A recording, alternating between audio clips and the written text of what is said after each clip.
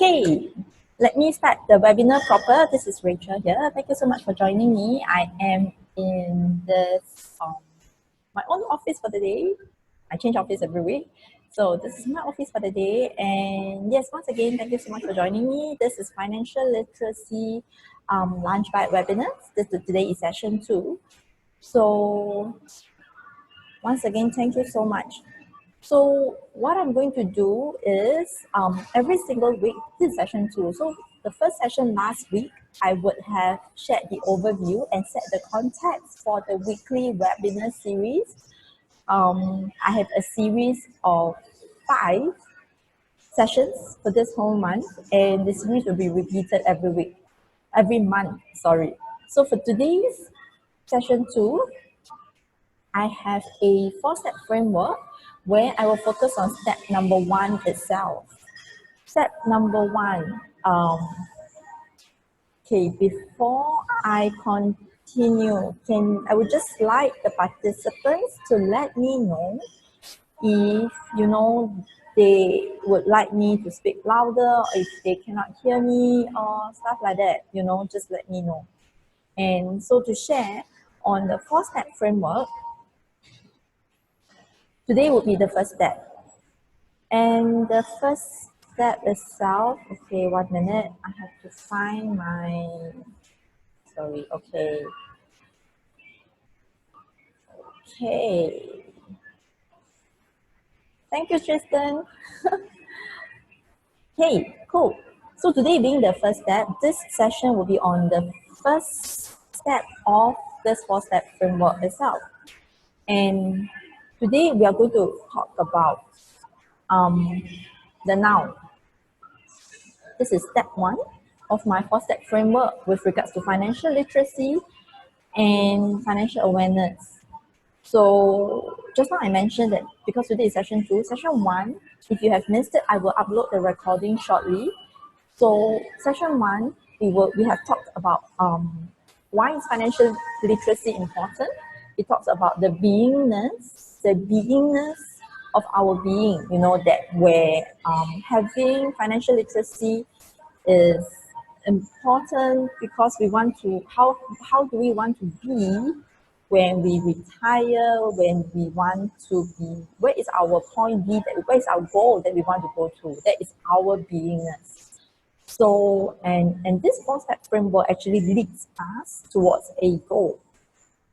Where we are at now, which is today's session, we will be looking at point A, right? Point A is where we are at now and where we will get to later with point B, which I will share a little bit more later as well. So in a very generic, broad overview, the 4-step framework consists of step 1 is now. Step 2, which we will look at next week, is to look at blocks, limiting beliefs, things that stops us from getting there. Step 3 is about resources.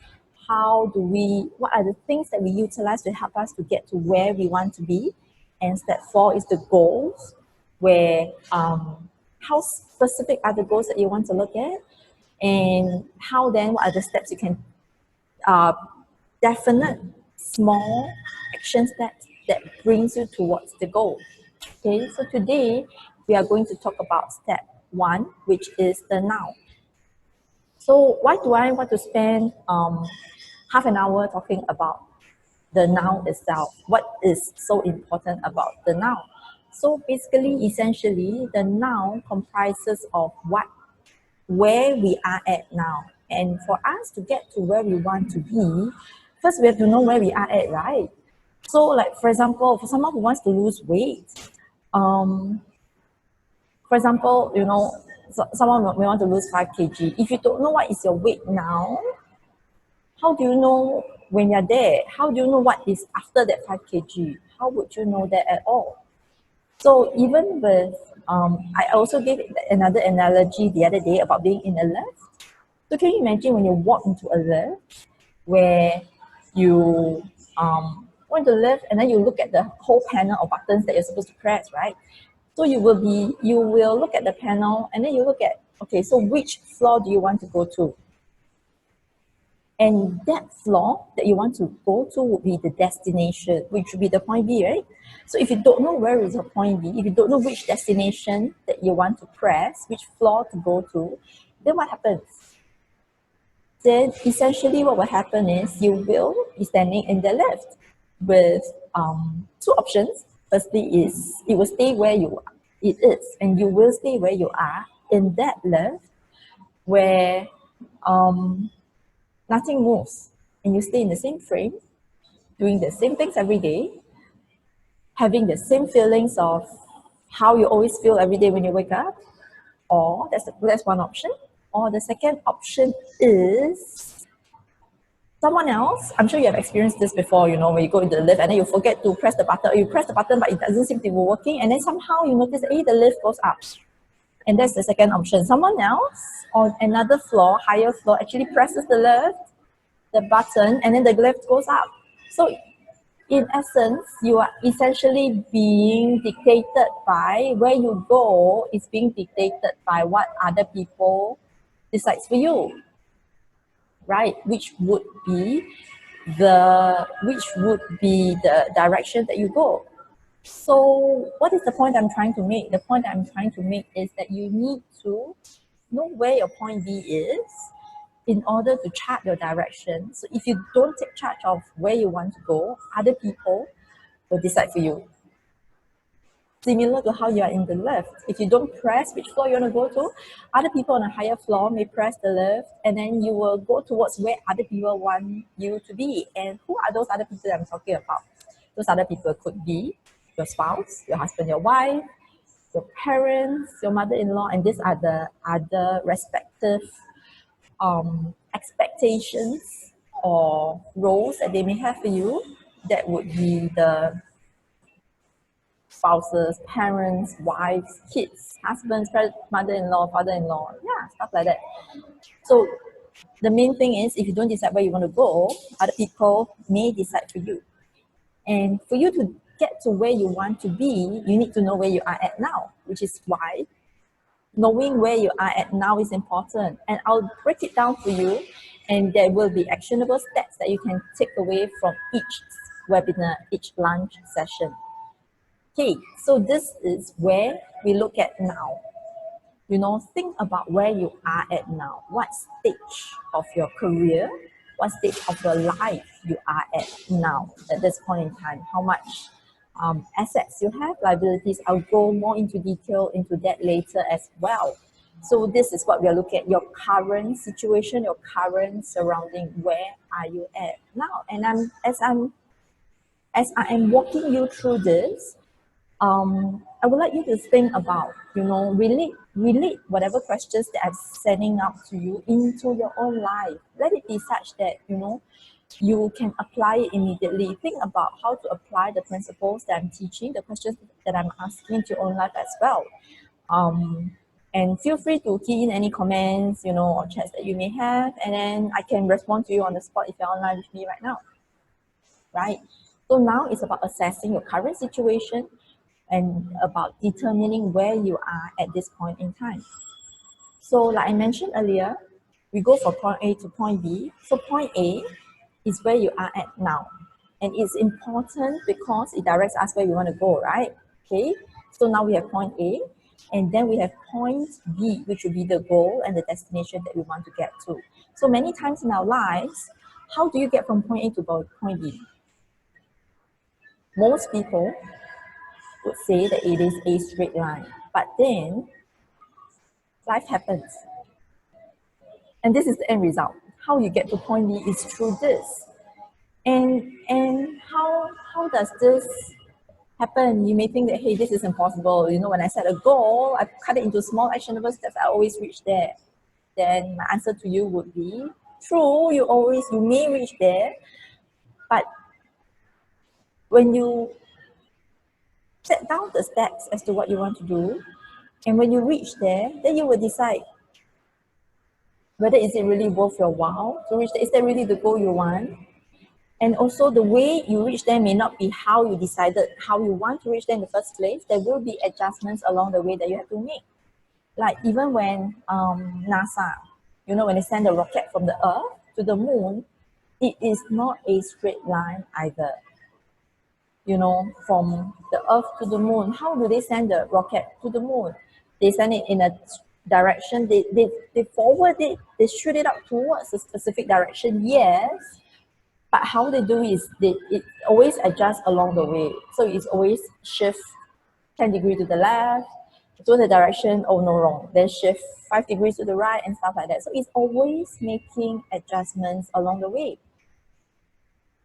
So what I'm advocating is, it's good to set a goal. It's important to know where you are now. And along the way, remember to make adjustments. It is okay to make adjustments along the way. Right. So looking at this, is this how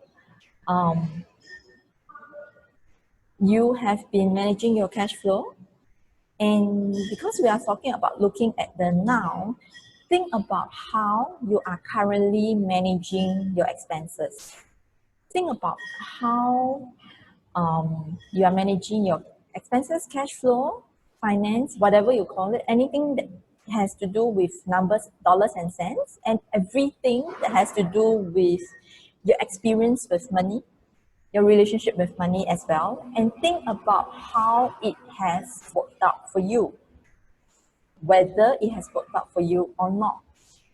And if yes, then good. If it has worked out for you so far, well, when we have the webinar, it'd be good to have, pen and paper. You can write down your thoughts or jot down notes where think about what are the things that has worked out for you and has given you results. How do you gauge whether it has worked out for you before? By looking at the results. If you are getting the results that you want by what you're doing, then good. If you are not, if you are at a stage where you don't have any money left by the end of the month, you don't know how much salary you are getting, you don't know how much you are spending, you don't know what you are spending on, then perhaps it's time to assess and evaluate what can you do differently from what you have done before to get a different results. Einstein has this saying, he said it is ridiculous, or it's crazy to keep doing the same thing over and over again and you expect a different result. So some people, they expect to save more, but they spend the same way and they earn the same salary. So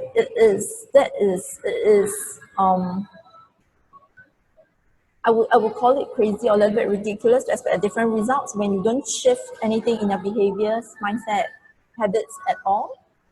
So yeah, this is what I'm about shifting behaviors, mindset, values, beliefs to get you the result that you want to be, especially in the financial sense, because a lot of people believe that to save is a discipline. They need to have a lot of discipline in order to save. And here, I can tell you that you don't necessarily need to have discipline in order to save. There is a deeper underlying psychological values, beliefs that lead to our actions and behaviors. So, so if you have missed out the first session of our webinar, well, you have missed out the introduction of myself. I'm actually a certified life coach and I'm trained in neuro-linguistic programming. So that is where my training in NLP comes in, where we look at the unconscious mind and we look at the underlying causes, and that training also helps me to ask very, very good questions, which is also why you notice throughout the course of the webinar, I won't be just throwing information at you. And of course, that doesn't stick. You can have all the knowledge, all the information you have in your mind, but then, it may not happen. So a lot of times, sometimes, we all know logic. We all know that we should save. We all know that it is important to save for retirement. It is important to have security. It is important to do the things that we do. But why do we not do it? There is a deeper underlying psychological reason.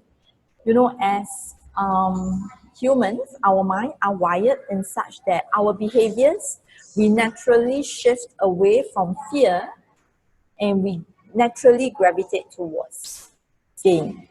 So in order for us to shift our behaviors, we want to have we either want to get away from fear or we want to gravitate towards gain. So it's very simple. It's like, why do we buy insurance?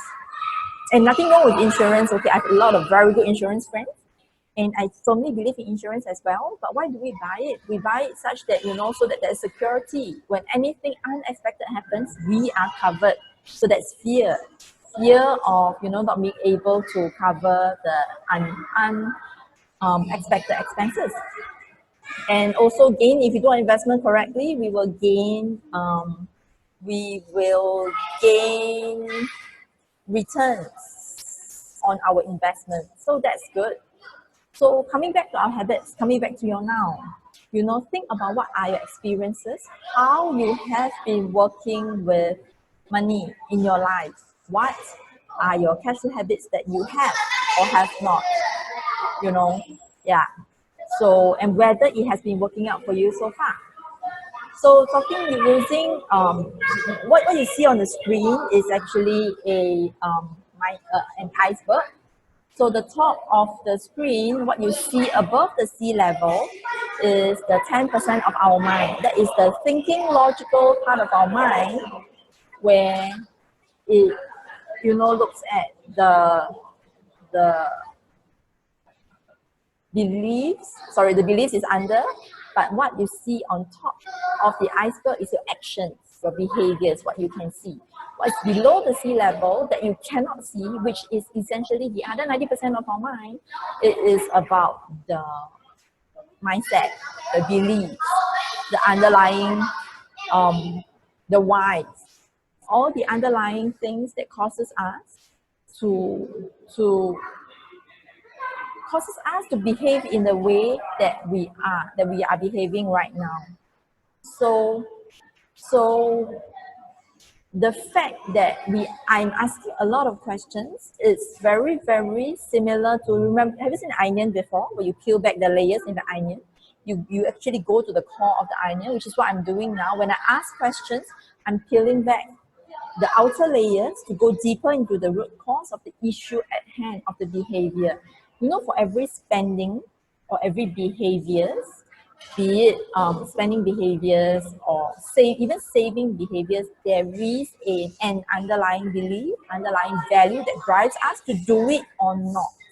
So there is a psychological and emotional attachment to spending or saving, and so how I do it when it comes to creating how I do it when it comes to creating good habits is to leverage on the resources that we have that we can utilize to help us to shift our habits, and it's all very psychological and it's all very scientific and it all makes sense, trust me. By the end of the 4 steps, you will realize that every single one of it actually makes sense, makes a lot of sense.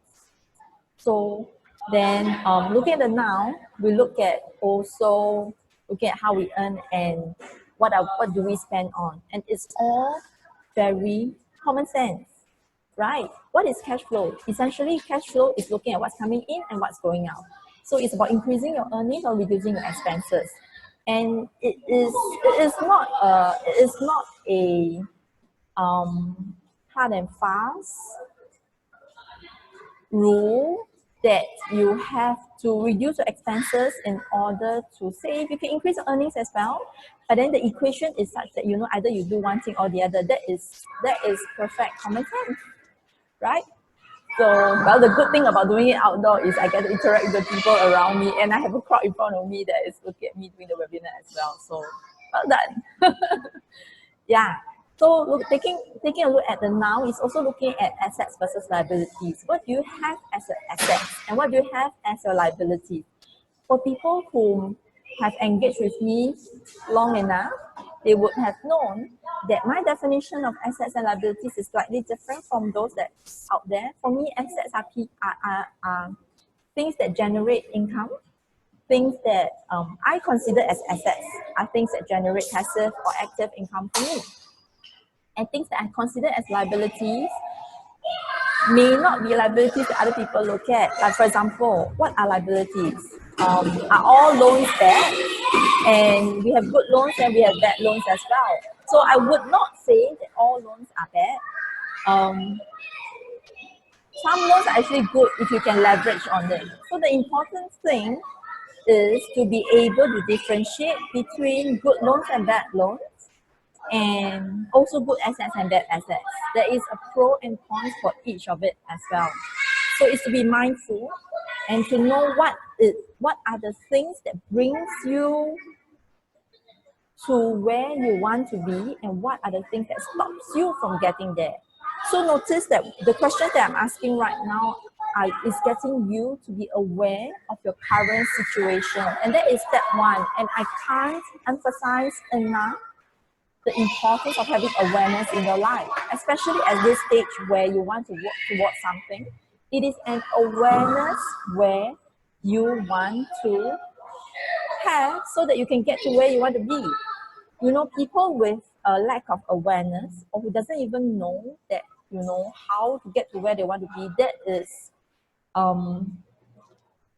is something that has to be worked on. So knowing where you are at now, taking stock of what are your current assets and liabilities, it is a way to raise awareness of what you have at this point in time, right? So the next concept that I want to look at is cash versus cash flow.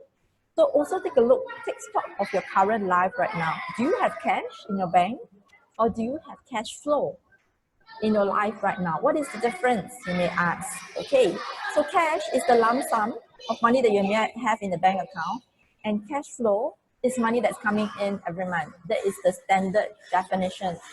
But knowing what it means and having an innate understanding of how to apply it in your life is a totally different matter. You know, one person can have 1 million. Okay, let me finish that example first. One person may have $1 million in the bank, but can you imagine if that $1 million is not earning them enough passive, that 1 million will deplete over time. Whereas for another person who may only earn 4K, 5K a month, but they have active or passive income coming in, like maybe 1K coming in every month, that person, because of the perpetual cash flow that's coming in, can tell you is far more richer than the person who has $1 million in the bank, but doesn't make full use of it. So notice the concept that I'm sharing here, cash versus cash flow, is about how you use the money, and it's not about how much you have in the bank. So in the course of me working with all of my clients, with so many clients, and I've talked to so many people about their finances, I've come to a stage where, you know, when somebody tell me their salary, and I have met people who earn a lot, like they can earn 35K a month, 30K a month. I come to a stage where, you know, when people tell me how much they earn, I no longer react, because it is not about how much they earn, it's about how much they have at the end of it. And I can tell you, I've met people who earn 25K a month and gets into debt as well.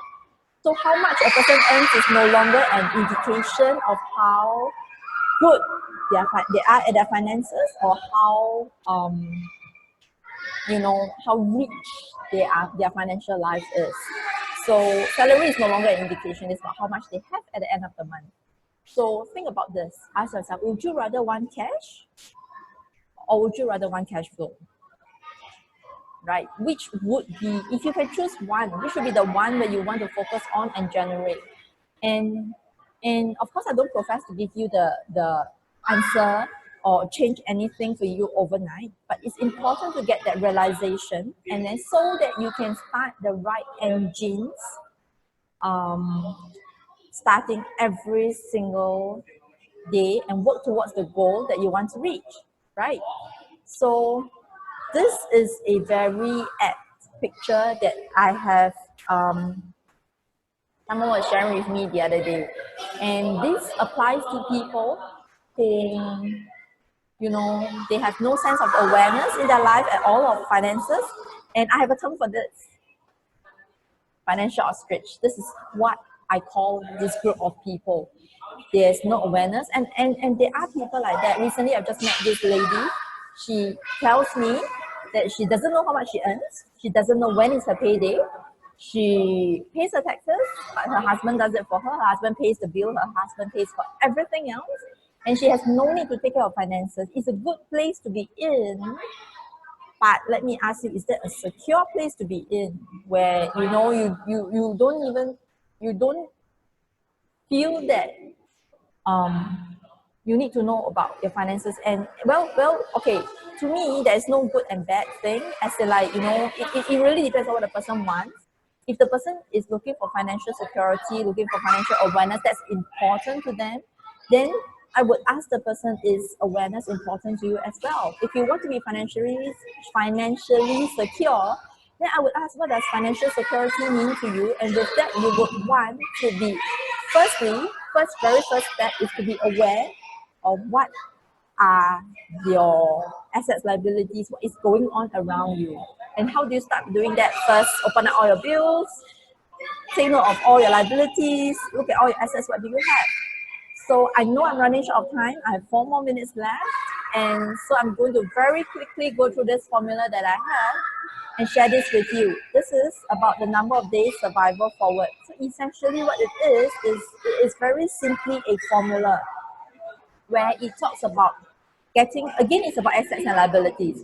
Knowing what is your net worth, which will be what is your cash plus your liquid assets, divided by your expenses, which will be your monthly spending. And with that, then you can calculate the number of days survival. And why is that important?